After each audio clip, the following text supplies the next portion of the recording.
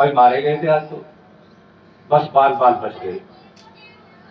जब आदमी ये कहता है बाल बाल बच गए, यदि उस समय वहां कोई बुजुर्ग बैठा हुआ होता है, वो एक वाक्य बोलता है, बेटे किसी का लिया दिया तेरे आगे आ गया, तेरी जान बच गई। बोलता नहीं बोलता? ये लिया दिया क्या है? लिया है आशीर्वाद, दी है आहुति, दी है दक्षिणा। लिया और ये इतना सस्ता नहीं है, ये केवल यही दिया जाता है। आशीर्वाद इतना सस्ता होता, वैसे आज ये सस्ता बन गया। अब तो चुनाव चलेंगे, एक से एक लफंगा आएगा, बुजुर्गों के पैर पकड़ लेगा, चाचा ताऊ बाबा दादा, फूफा भी कह दे उस समय तो कोई हर्ज नहीं है, वो वोट मांगने आते हैं। और ऐसा ही आशीर्वाद देने वाला और ऐसा ही लेने वाला, वो भी पौवा किसी का पिएगा, वोट किसी को देगा। लेकिन आशीर्वाद की कीमत है कि एक गांधारी ने अपने बेटे को आशीर्वाद देने से साफ मना कर दिया था। आपने महाभारत पूरा टीवी पर देखा होगा। जब गाजियाबाद में रहता था मैं और टीवी पर महाभारत आता था, तो पूरा गाजियाबाद ऐसे लगता जैसे कर्फ्यू लग गया, जहां कोई है ही, इतनी रुचि से देखा। एक दिन हमने भी देखा, दुर्योधन गया, मां मुझे आशीर्वाद दो। तो बेटे किस बात का आशीर्वाद? कि मुझे ये आशीर्वाद दो कि पांडवों की हार और मेरी जीत हो। दुनिया भर का इतिहास ले आओ आप, महापुरुषों का इतिहास पढ़ो, ऐसे शब्द आपको कहीं नहीं मिले।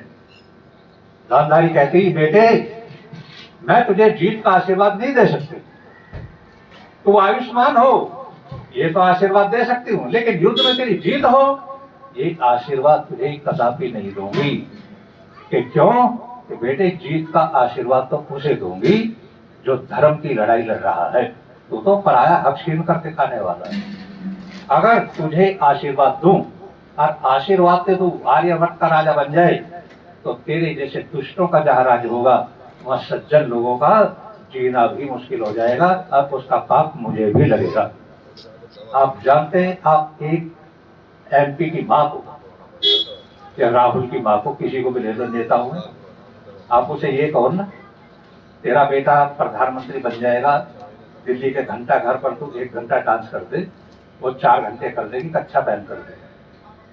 क्यों? वो उसे पता तेरा बेटा प्रधानमंत्री बने या एमपी बने, लेकिन वह है गांधारी ने कहता मेरा बेटा राजा बने, और ऐसा जहां राजा होगा वहां सज्जन लोग सुरक्षित रहने वाले, तो इसकी कीमत ही नहीं है कुछ भी। भगवान श्री कृष्ण तो ये कहते हैं, भगवान श्री कृष्ण कहते हैं, महाभारत पढ़िए आप,